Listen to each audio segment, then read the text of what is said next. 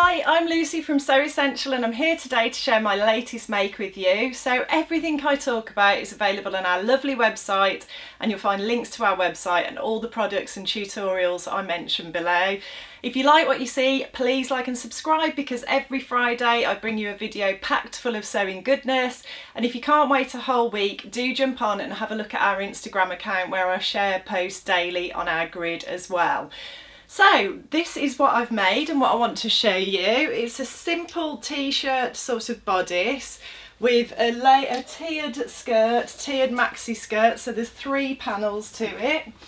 And I just wanted a really simple t-shirt bodice and then this lovely swishy full skirt, which I am absolutely in love with. I've never had one of these before, and I've seen they're so fashionable at the moment, and I had my eye on them and thought, oh, I want one of those. So I came up with this idea. I did my usual scouting round the shops online, see what the fashions were, and lots of these sort of plain bodices and then these lovely skirts so that you can wear them with sneakers or trainers, as we call them in the UK, leather jacket, and you've got a nice sort of casual but very contemporary day look, and that's what I really wanted. It's got a zip down the back, but unfortunately I wasn't able to find a pattern that fitted the bill, so what I decided to do was use the bodice of a pattern that did fit the bill and then create my own tiered skirt by self-drafting it. So I'll talk you through how I did that. Lots of the tiered skirt patterns, they're either just a skirt or a dress but a bit more dressy on top, you know, sleeveless or strappy or something along those lines, but I just wanted this really simple t-shirt bodice. So I used pattern Vogue pattern 9344, which is a wonderful pattern. I'm currently using it for the next project that I'm working on as well. I liked it so much. It's really easy to hack, some lovely features on it, some lovely retro sleeves and things, but just a really useful pattern to have in your stash. I think I'm going to be coming back to it quite a lot probably. So I chose to make the round neck version of the pattern for the bodice. And it's got bust darts, but then it's got a really fitted back bodice as well. It's got darts that come up from the waist, and then it's also got shoulder darts as well, so you have got a really nice close fit there. And I wanted that because obviously there's a lot of fullness in the skirt, and I've chosen to have gathers at the waist, so I wanted the bodice to be really nice and fitted so that then, you know, it kind of balances that skirt out with all that fabric and fullness. What I decided to do, the pattern suggests that you finish it with a binding, but I decided to line this dress because the fabric was quite sheer, so it needed lining. And the lining, although the top fabric is like a really lightweight crepe fabric, my mother-in-law suggested, I said to her, I don't want to use like you know, something like a cotton or a polyester lining because it'll just be feel too formal, too stuffy, too, you know, voluminous. And I wanted this dress to be really more for every day. I wanted to be able to pop my trainers and my jacket on with it and wear it, you know, to work and things like that. So she suggested using our John Caldor stretch lining, which is called Libra, and comes in navy, black, white, ivory, and this lovely dusky pink colour, which I used, which tones really well with this top layer fabric that I've chosen. It just worked really well with it. And I was a little bit nervous about using a stretch lining with a woven outer fabric. However, the stretch lining is fairly stable, it's not super stretchy, and it worked brilliantly, and it's really comfortable, perfect for every day, just makes the dress feel that little bit more casual like I wanted. So I'm really pleased with how that worked out. So yeah, I made the bodice up, and then I self-drafted the skirt. So the way that I did that, oh, I should say actually first of all, I did lengthen the bodice. I lengthened it because on the 9344 pattern it's more of an empire line, so it's quite high above the natural waist. So I lengthened it. I think I added about 3 centimetres, and I made a toile just to make sure everything fitted and that it was in the right place. So I did do that. When I made the toile as well, I noticed that I was getting a lot of gaping at the back armhole. So I'd made my usual high round and forward shoulder adjustment, which I'll put the link to the tutorial for that below with all the links for all the products, the fabric, the pattern and everything below. But I'd made that, then I made the toile, and then I noticed I was getting this really bad gaping at the back armhole. And when I thought about it, I thought, you know, this is a really fitted bodice. It really follows the curve of your body here. Whereas a lot of things that I make probably aren't that fitted once you get past, you know, the sort of shoulder area. And it made me think, I think I need to do a low round back adjustment for this pattern as well. Add a bit more depth in the pattern, not just at the top, but also sort of further down as well. So I did that. And it worked brilliantly, and it was a really good learning curve. It just made me realise generally I only need to do a high round back adjustment because I have got a high round back. But actually, if something's really fitted and you want it to fit really close to your body, you know, obviously if you are a bit curved on the back, you know, you may need to do a low round back adjustment as well. And I tried that on this project, and I'm really glad I did, because it was another thing I learned, and I'll be able to take that knowledge forward into other projects then as well. When I drafted the skirt, I thought about it, and I thought, well, my waist is 29, there or thereabouts. So I decided I wanted to be able to double gather the fabric for the first tier. So I used one width of 60-inch wide fabric to create that first tier.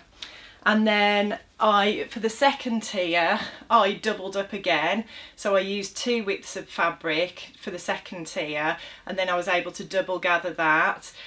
And then when I came to the third tier, I thought, oh, I might get it out of 3 panels, 3 widths of fabric. However, I just couldn't seem to get the gathers adjusted evenly, and I thought they'd look quite different to the gathers at the other 2 layers. So I did 4 widths of fabric in the third tier. So it is very, very fabric hungry the way I've done it, and it is very, very full. There is a lot of fabric in it. The gathers are really quite heavy. Now I really like that, but you could do it with far less fabric. You could gather 1.5 rather than 2. I just have 1.5 times the width of the tier above. So you could make it a lot less fabric hungry. I was a little bit, after I'd done it, I sort of thought, have I done the right thing here? You know, when I was looking at a lot of the designs in the shops, they weren't as heavily gathered.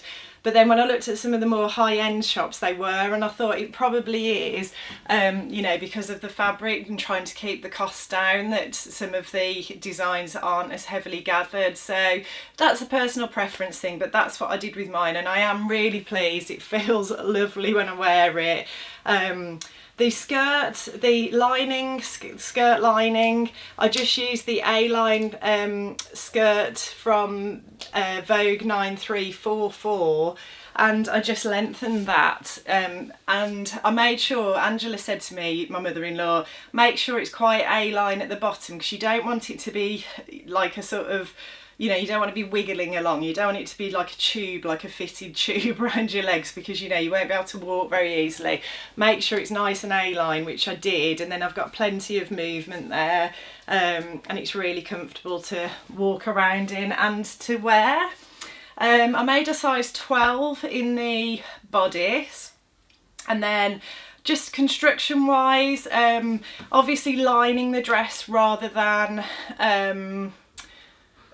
using a binding kind of meant I had to really think about the construction, and I did. It was, it really got me thinking at points.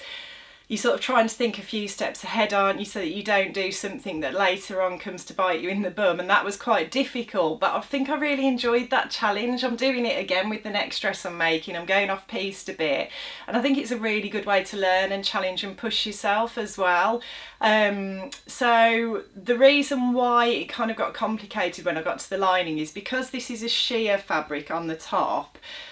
Angela said to me, well, you don't want all your seam allowances to be visible at the waist, do you? If you line it in the usual way and you're lining separate to the dress and you press your seam allowances open, all of those seam allowances will be visible around the waist. And I thought, oh no, I don't want to do that. So she came up with a clever idea, which was I made the bodysuit first, lined the bodice. I sewed the zip in, but sort of left a good inch at the bottom where it was going to join the skirt. so that I could get that attached. I didn't line the sleeves, but I did just tack the armholes so that everything was in place as it should be with the lining. And I think I did just tack along the waist seam on the bodice as well, just to make sure the lining stayed in the correct position with the top bodice fabric. And then what I did was I attached the first tier of the skirt to the bodice, so this animal print fabric, and then I had the bodice lining, then the bodice right side, and then I put the right side of the first tier together with the right side of the bodice, and then I put the wrong side of the lining together with the wrong side of that top tier. So you had facing up, you had right side lining, it would be the wrong side of the skirt, then the right side of the bodice, then the wrong side of the bodice lining, if that makes sense. And then I sewed along that seam and sewed it all together, so that then when you flipped it out, you had the skirt and the skirt lining, the bodice and the bodice lining, but all the seam allowances were inside the dress. And that just meant then that they're not going to be visible. Now, because the tiered skirt is gathered round the waist, I couldn't really press those seam allowances open inside. Angela just suggested that I just overlock them all together, and because these fabrics aren't very thick or bulky, you know, it didn't create a lot of bulk at the waist, and because I've already got the gathers there, that seemed to work really, really well. But I'm doing it on my next project that I've been working on. I've done exactly the same technique again, and instead of overlocking the seam allowances together, I am planning to press them open as usual and then overlock the raw edges, because yeah, I think it'll just work a bit better than it would have done with those gathered seams on this tiered skirt. Where the sort of complication came in then, of course, is finishing off the zip with the lining. So that did require a bit of thought, but what I did was I left the lining of the skirt as I didn't attach that lining to the zip. I left it open as a V, which is how you will see it a lot of the time in ready to wear garments.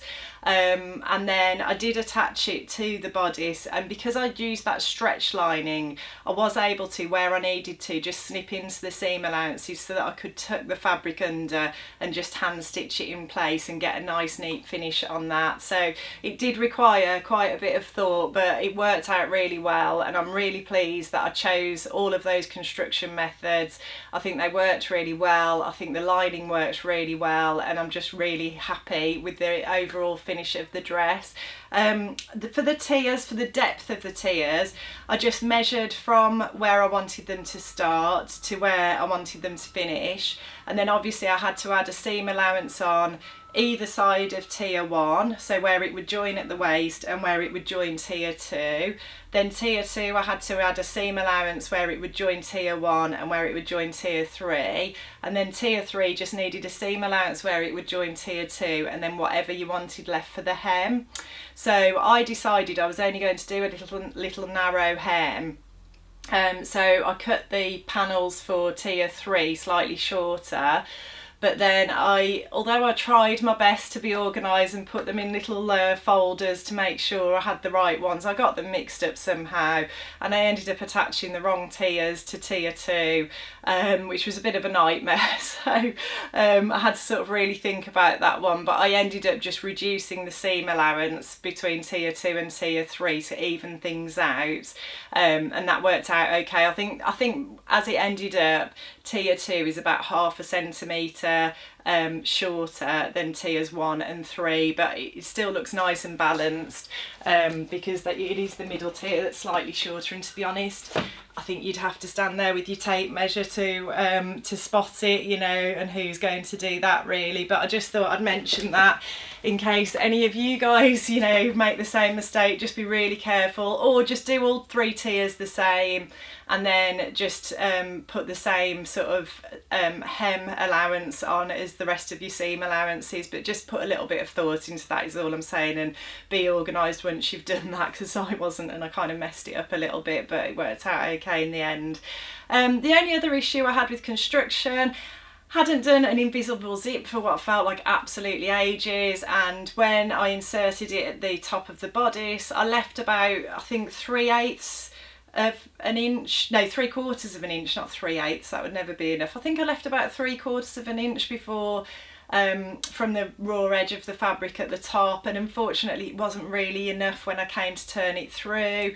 I think I did that because very often I leave too much and then you have to use a hook and eye or something at the top, but I really struggle to just get that spot on. I think it's just I need to practice more and more and more with that, but thought I'd mention that as well. From that experience, I think probably it would be better off leaving it a little bit too low down and then having a hook and eye than having it too far up, and it was a real sort of struggle to get it to sit nicely. It's a little bit bulky probably there, but again, it's another one of those things, nobody else is ever going to notice it. I was really annoyed at the time when I did it, and then when I came to record the video earlier, I completely forgot about the zip thing and had to put it back in later, so I just thought I'd mention that.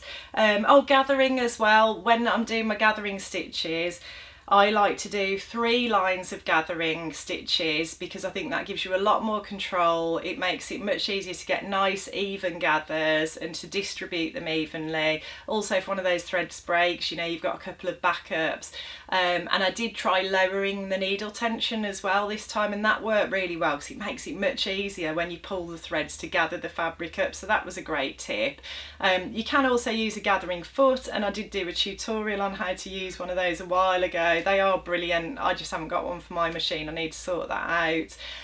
Or you can use your overlocker and do gathering stitches on that. I'll pop a link to that tutorial that I did a while ago below as well. But all in all, I'm absolutely thrilled with this dress. It did take quite a bit of thought because of the construction, but it was really fun to go off piste and to just create something completely unique that only, you know, I've got, that sort of matched what I had in my head exactly. So I hope you've enjoyed hearing all about that. As I mentioned at the start of the video, everything I talk about today is available on our lovely website, and I'll pop links to all the products I talked about below. And if you like what you see, please like and subscribe, and I'll look forward to seeing you next time.